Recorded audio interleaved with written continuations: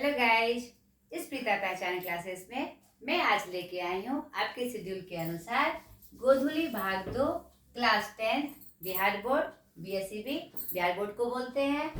काव्य खंड में पाठ 1 जो पिछले वीडियो में मैंने आपको पढ़ाया था, गुरु नानक के पद। ये हमारे गुरु नानक के पद थे। राम नाम बिनु बिरथे जगी जन्मा, और जो नर दुख में दुख नहीं माने। ठीक है, तो पद 1 एवं पद 2 जिसकी व्याख्या, पूर्ण व्याख्या मैंने आपके सामने की थी, और उस पद पे क्या विवरण था वह मैंने आपको बताया था।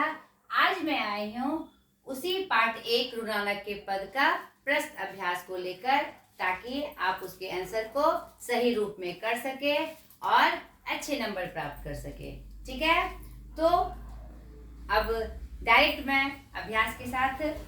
पहला है, कवि किसके बिना जगत में यह जन्म व्यर्थ मानता है।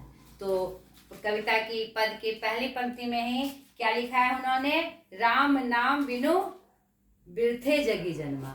तो किसके बिना व्यर्थ माना है जग में जन्म को, तो कवि गुरु नानक के अनुसार कि राम के बिना, राम वो क्या थे, भक्ति काल के निर्गुण शाखा के कवि थे, ज्ञानाश्रयी शाखा के कवि थे। तो वह निर्गुण और निराकार रूप में मानकर ईश्वर की आराधना करते थे, एक शक्ति पुंज के रूप में। तो यहाँ पर राम का मतलब अयोध्या के राम नहीं, वह एक उसी निराकार रूप को एक नाम देते थे, अपने प्रभु को एक नाम देते थे कि ईश्वर के बिना, यानी कि ईश्वर, राम क्या है, उनके ईश्वर जो निराकार रूप में है, एक शक्ति पुंज के रूप में है, जिनके बिना वह क्या मानते हैं, जन्म व्यर्थ मानते हैं। ठीक है, वो पंजाबी के क्या कहते हैं जनक थे। उन्होंने सिख धर्म का प्रवर्तन किया। तो वो क्या मानते थे, किसको मानते थे, गुरु को मानते थे, यानी किसका, गुरु प्रसाद को मानते थे वह। तो उन्होंने अपने गुरु के रूप में ईश्वर का बखान करते हुए कहा है कि गुरु के बिना, गुरु के नाम जप के बिना, क्योंकि निर्गुण ब्रह्म में जप और भक्ति को माना गया है, यानी नाम जप को माना गया है। ठीक है, तो उन्होंने इसलिए क्या कहा है, राम नाम के जप के बिना, गुरु को याद करने के बिना हमारा जीवन क्या है, व्यर्थ है। ठीक है, दूसरा प्रश्न है, वाणी कब विष के समान हो जाती है। ये कौन सी बात हुई, लेकिन अगर आपने व्याख्या ध्यान से सुनी होगी तो हमने पढ़ा था, बिखू खावी बिखू बोले, बिनु नहाए न्यूफली मटी भ्रमना। तो किस समय हमारी वाणी विष के समान हो जाती है, कब हो जाती है, जब हम बुरा बोलते हैं, जब हम कड़ा बोलते हैं, नहीं किसी के प्रति जब हम अनादर का भाव लिए कुछ बात बोलते हैं जिससे सामने वाले को तकलीफ होती है, उस समय हमारी वाणी कैसी हो जाती है, विष के समान हो जाती है। जैसे विष किसी के शरीर पर दुष्परिणाम को दिखाता है, बुरा असर दिखाता है, उसी प्रकार हमारी बोली जब कड़ी हो जाती है और दूसरे को आहत करती है, तो वह हमारी वाणी कैसी हो जाती है, विष के समान हो जाती है। ठीक है, दोनों का बताते हुए, तुलना करते हुए, बताते हुए आपको इसका आंसर करना है। तीसरा है, नाम कीर्तन के आगे कवि किन कर्मों की व्यर्थता सिद्ध करता है। तो मैंने शुरू में ही बताया था, आपको व्याख्या में भी बताया है कि निर्गुण शाखा के जो कवि होते हैं, चाहे वह प्रेमाश्रयी धारा के हो, चाहे ज्ञानाश्रयी धारा के हो, तो वह जप नाम को ज्यादा मानते हैं। और जो कर्मकांड होते हैं, कर्मकांड मतलब पूजा की विधि, धूप दिखाना, जल चढ़ाना, फूल चढ़ाना, तीर्थों में घूमना, या फिर क्या कहते हैं सन्यासी का रूप धारण कर लेना, भभूत लगाना, इन सब कर्मकांडों को वो नहीं मानते हैं। इसीलिए वो किसको मानते हैं, नाम संकीर्तन को। यानी प्रभु को, नाम संकीर्तन का क्या अर्थ होता है बच्चों, प्रभु को याद करते रहना, उनके नाम को लेकर लगातार क्या करना, कीर्तन करना, उनके नाम का लगातार जप करना। तो निर्गुण धारा के कवि उसी को मानते हैं। इसीलिए उन्होंने इन सब कर्मों को, जो हमारा बाह्य आडंबर है, पूजा पद्धति जो है उसे क्या माना है उन्होंने, व्यर्थ माना है। कविता की पंक्ति में भी वह स्पष्ट करते हैं कि पुस्तक पाठ व्याकरण बखाने, संध्या कर्म निकाल करे, दंड कमंडल शिखा सूत धोती, तीर्थ गवनु अति भ्रमनु करे, राम नाम बिनु शांति नावे, जप हरि हरि नाम सो पारी परे। जटा मुकुट तन भसम लगाई, बसन छोड़ी तन नगन भया, जेती जिया जल थल महितल, जत तत्तो सरब जिया। यानी कि इन सब जो ये जो पाखंड है, ये जो व्यवहार बाहरी व्यवहार है हमारा पूजा पद्धति में, कि जटा बढ़ा लेना, मुकुट धारण करके अपने आप को पंडित साबित करना, या भस्म लगा लेना, वस्त्र छोड़कर नग्न होकर भक्ति करना, इन सब बाह्य आडंबरों को उन्होंने क्या माना है, व्यर्थ माना है। उसे वो क्या कहते हैं, व्यर्थ सिद्ध करते हैं। ठीक है। चौथा कह रहा है, प्रथम पद के आधार पर बताएं कवि ने अपने युग में धर्म साधना के कैसे कैसे रूप देखे थे। तो प्रथम पद में अब हमने जब व्याख्या की थी तो हमने देखा था कि कवि जो हमारे गुरु नानक जी हैं वह कैसा रूप देखते हैं कि कड़ा बोलते हैं, मन में कड़ी भावना रखते हैं, दुर्भावना रखते हैं, और खुद को क्या बताते हैं, पंडित बताते हैं, और इधर उधर भटकते रहते हैं। या मेरा राम है या मेरा रहीम है, ऐसा कर कर लोग झगड़ा करते हैं। ठीक है। और अपने आप को पंडित बताते हैं, अपने आप को काजी मुल्ला बताते हैं, और क्या करते हैं कि बड़े बड़े पुस्तक का ज्ञान लेकर अपने आप को क्या समझते हैं कि मैं बहुत बड़ा पंडित हो गया। और क्या देखते हैं कि ऐसे ऐसे कर्म करते हैं जिसका प्रभु भक्ति से दूर दूर तक नाता नहीं होता, नहीं, प्रभु से कोई मतलब ही नहीं होता है। और क्या करते हैं, डंडा ले लेते हैं, कमंडल लेकर इधर उधर घूमते हैं, और उसी में उलझकर जिंदगी भर मरते रहते हैं। ठीक है। और उन्हें सही रूप से भगवान की प्राप्ति नहीं होती है। और आगे क्या करते हैं, जटा बढ़ा लेते हैं, मुकुट लगा लेते हैं, सन्यासी का रूप धारण कर लेते हैं। यानी इन सब बातों को अपने समय में किसने देखा था, कवि गुरु नानक जी ने देखा था। ऐसे ही धर्म साधना के रूप उनके सामने आए थे। इसका वर्णन करते हुए आपको इसका आंसर करना है। 5वां है, हरि रस से कवि का क्या अभिप्राय है। यहाँ पर देखिए, गुरु प्रसादी राखले जन को, हरि रस नानक झोली पिया। हरि रस का तात्पर्य यहाँ पर होता है प्रभु की भक्ति, प्रभु की भक्ति का प्रसाद मिलना, यानी उनके नाम संकीर्तन का गुणगान करते हुए उसी में रमन करना।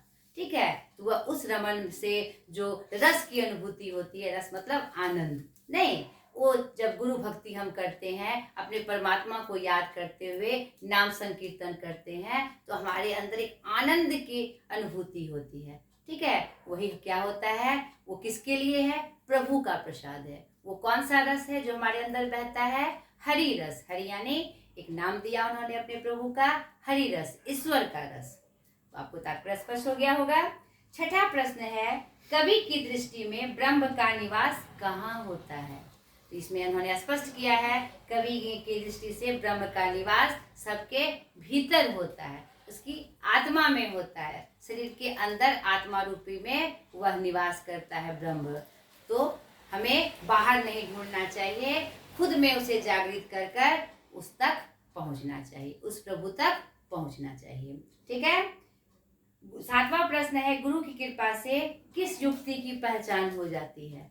तो इस पंक्ति के माध्यम से ही गुरु नानक जी कहते हैं कि जेते जिया जन थल महिल सब जिया, गुरु प्रसादी राखले जन सहिदस जानक झोली पिया। यानी द्वितीय पद में जो नर दुख में दुख नहीं माने का जो उन्होंने वर्णन किया है, उसी की अंतिम 2 पंक्ति में वो कह रहे हैं, गुरु कृपा जेहि पर किन्ने तिन यह जुगती पहचानी। यानी कि यहाँ पर ऐसे आपको आंसर करना है कि जो मनुष्य दुख में दुख नहीं मानता, सुख स्नेह को एक सा मानता है, उसे वह सोना भी उसे क्या लगता है, मिट्टी के समान लगता है। ना ही वह किसी की निंदा करता है, ना ही अपने प्रशंसा पे वह प्रसन्न होता है। जिसके अंदर लोभ नहीं है, मोह नहीं है, और हर्ष और शोक भी नहीं है, आशा में भी ना किसी की आशा है, ना किसी के प्रति वह निराश होता है। तो ये सब युक्ति कैसे आती है? यह सब युक्ति उसी को आ सकती है जिसपे गुरु की कृपा हो। वही इस प्रश्न का भाव है कि गुरु की कृपा से ही वह युक्ति पहचान सकता है कि इस कंडीशन में हमें कैसे रहना है। जो न दुख में दुख नहीं माने में इसी पंक्ति का भाव स्पष्ट किया गया है। ठीक है बेटा। अब 8वां प्रश्न है, कौन नंबर कर रहा है? राम नाम बिनु अरझी मरे। यानी कि द्वितीय पहले पद में आपने स्पष्ट देखा कि क्या होता है, बिनु गुरु शब्द मुक्ति कहाँ प्राणी, राम नाम बिनु अरझी मरे। तो मैंने आपको बताया कोई पंक्ति दी रहे तो आपको क्या करना है, पाठ का परिचय देना है, फिर आपको कवि का परिचय देना हो। तो आप क्या करेंगे, प्रस्तुत पंक्ति गुरु नानक के प्रथम पद से ली गई है। उसमें उन्होंने स्पष्ट किया है कि बिना गुरु के कृपा के, बिना गुरु नाम संकीर्तन के हमें मुक्ति नहीं मिल सकती। किसी व्यक्ति को, किसी प्राणी को मुक्ति नहीं मिल सकती है अगर हमें गुरु का प्रसाद नहीं मिला, गुरु नाम का संकीर्तन अगर हमने नहीं किया तो जिंदगी भर हम क्या करेंगे, उसी में उलझकर, यानी कि जो माया मोह का बंधन है, जो ये दुनियादारी का बंधन है, उसी में उलझकर मर जाएंगे। ठीक है। ख नंबर है, कंचन माटी जाने। तो यह पंक्ति गुरु नानक के द्वितीय पद से ली गई है। उसमें उन्होंने उस इंसान के बारे में बताया है जो दुख में, सुख में, आशा निराशा, सुख दुख, प्रेम घृणा सब में क्या होता है, एक समान रहता है। और जो क्या करते हैं, सोने को भी क्या मानता है, मिट्टी के समान मानता है। तो वही सही रूप में क्या होता है, इंसान होता है। उसे ही गुरु की कृपा प्राप्त हो सकती है। ठीक है। गौर नंबर कहता है, हरस शोक ते रहे नियारो, नाही मान अपमाना। यह पंक्ति भी गुरु नानक के द्वितीय पद से ली गई है, जिसमें उन्होंने मानव के गुण को बताते हुए यह स्पष्ट किया है कि वो मनुष्य जो ना हर्ष में भी एक, यानी हर्ष में भी, खुशहाली में भी एक जैसा रहता है, समान भाव से रहता है, और शोक में भी, दुख में भी एक समान रहता है। और ना ही उसे अपने मान की चिंता है, ना ही अपमान की चिंता है। वास्तव में उसे ही गुरु की कृपा प्राप्त होती है। सही रूप में गुरु ही उसका आगे पथ प्रदर्शन करते हैं। ठीक है। घ नंबर कहता है, नानक नील भयो गोविंद सो, ज्यों पानी सब पानी। यहाँ पर द्वितीय पद में उन्होंने अपने और ईश्वर के प्रति का जो संबंध है, जो सबसे निकट का संबंध है, उसको स्पष्ट करते हुए लिखते हैं। यह पंक्ति गुरु नानक के द्वितीय पद से ली गई है। ये अंतिम की पंक्ति है, जिसमें वह अपने और परमात्मा के निकटतम संबंध को बता रहे हैं कि नानक लीन भयो गोविंद सो। नानक क्या है, अपने प्रभु की भक्ति में क्या है, हर तरह से लीन है, उसी में लगे हुए हैं। किस तरह लगे हुए हैं, कैसे मिल गए हैं परमात्मा से, जैसे पानी से पानी मिल जाता है। ठीक है। ऐसे लिखते हुए आपको भाव को स्पष्ट करना है। नवा प्रश्न है, आधुनिक जीवन में उपासना के प्रचलित रूपों को देखते हुए नानक के इन पदों की क्या प्रासंगिकता है, अपने शब्दों में विचार करें। तो यहाँ पर आपको बड़ा ही प्रमुख प्रश्न है, ये बहुत ही गंभीर प्रश्न है। तो आधुनिक जीवन में जो हम बाह्य आडंबर देखते हैं, जो पूजा पद्धति दिखती है हमारे सामने, और इसे हम अस्वीकार नहीं कर सकते कि वह सही रूप से हमारे शांति का मार्ग नहीं है। नहीं, अगर हमें सही शांति कब मिलती है, जब ध्यान मग्न होकर हम उस सर्वशक्तिमान सत्ता की आराधना करें और सीधे कनेक्शन जोड़े, तो हमें शांति मिलती है। लेकिन अपने मन की शांति के लिए हम बाह्य आडंबर करते हैं, धूप दिखाते हैं, दीप दिखाते हैं, पूजा में नए नए प्रयोग करते हैं, तो वह भी एक दृष्टि से सही है, लेकिन वह सही मार्ग नहीं है। अगर हम समझ लें वो हमने कर दिया तो प्रभु के प्रति हमने अपना कर्तव्य निर्वाह कर लिया, तो यहाँ पर गुरु नानक जी वो संकेत कर रहे हैं कि वह सही नहीं है। क्या वास्तव में उसको करके हमें सही रूप से भगवान की प्राप्ति होती है? तो तो खुद से प्रश्न करके आप देखिए क्या यह सही है। तो ये आपको विवेचना करते हुए, उदाहरण देते हुए आपको बताना है कि कुछ हद तक यह अपनी मन की शांति के लिए सही है, लेकिन परमात्मा के मार्ग में सही रूप से चलने के लिए हमें परमात्मा में लीन होना होगा, सही रूप से उसे प्राप्त करना होगा। ठीक है बेटा, अब ग्रामर के पोर्शन में हम आ जाएं। ग्रामर के पोर्शन में पद में प्रयुक्त निम्नांकित शब्दों के मानक आधुनिक रूप लिखे। यानी मानक आधुनिक रूप का मतलब क्या हुआ, यह पद किसमें है, पंजाबी मिश्रित भाषा में है, लोक भाषा में है, आपको शुद्ध हिंदी में उसका अर्थ लिखना है। मानक यानी जो हिंदी में उस शब्द को माना गया है। ठीक है, ये हिंदी का पाठ है हमारा। जैसे बिरथे, बिरथे मतलब व्यर्थ, बिखू, बिखू मतलब विष, निफलु, निफलु मतलब निष्फल, मटी यानी मिट्टी, संध्या, संध्या मीन्स क्या होता है, संध्या का समय, संध्या काली उपासना। ठीक है, कर्म, कर्म, गुरु शब्द यानी गुरु का उपदेश, गुरु का उपदेश। ठीक है, और तीर्थ भगवनो यानी तीर्थ में भगवान को प्राप्त करना। महियल मतलब क्या होता है, धरती पर, महियल मतलब धरती पर। सरब मतलब आपका क्या होता है बेटा, सब कुछ, सरब मतलब जो रस मिलता है हमें, रस। माटी मतलब मिट्टी, स्तुति मतलब प्रशंसा, न्यारो नजदीक, नया। ठीक है, जुगति यानी उसको पहचानना, यानी कि रीति पहचानना, रीति। पिछाने का मतलब क्या हो गया, पहचाने। ये आपके, आप देखिएगा इस पाठ के शब्द निधि में ही ये आपका हिंदी मानक रूप दिया हुआ है, आप उसे आंसर करके उसे याद कर लीजिए। दूसरा कह रहा है दोनों पदों में प्रयुक्त सर्वनामों को चिन्हित करें और उनके भेद बताएं। तो मैंने व्याकरण सत्र में आपको सर्वनाम पढ़ाया हुआ है। सर्वनाम किसे कहते हैं, जो संज्ञा के बदले में आए, और पुरुषवाचक से लेकर आपका लास्ट तक निजवाचक तक 6 सर्वनाम के भेद हैं। उसमें पहचान के कि कौन कौन से शब्द प्रयोग हुए हैं आपको छांट कर लिखना है, यह आपका एक्टिविटीज है। ठीक है बेटा, तीसरा प्रश्न कह रहा है निम्नलिखित शब्दों के वाक्य प्रयोग करते हुए लिंग निर्णय करें। लिंग क्या होता है बच्चे बेटा, जो पुरुष जाति का बोध कराए और स्त्री जाति का बोध कराए। तो मैंने आपको जब लिंग पढ़ाया है तो आपको बताया है कि हिंदी में स्त्री, पुरुष और निर्जीव चीजों के लिए भी स्त्रीलिंग और पुल्लिंग का प्रयोग किया जाता है। ठीक है, जग, जग क्या बनाएंगे हम, क्या वाक्य बनाएंगे, जग प्यारा है, यह जग बहुत बड़ा है, जग मतलब संसार, ये क्या हुआ, पुल्लिंग हुआ।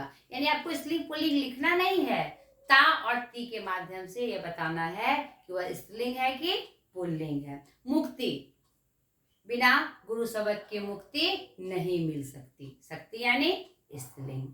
धोती, यह धोती नई है, तो क्या हुआ, ये स्त्रीलिंग रूप हुआ। जल, जल मीठा है, मीठा है यानी पुल्लिंग। ठीक है, भस्म, रमा के वह बैठा है, रमा के बैठा है मतलब क्या हुआ, पुल्लिंग। कंचन, कंचन क्या हुआ, पुल्लिंग होता है, कंचन महंगा है, सोना के अर्थ में आया।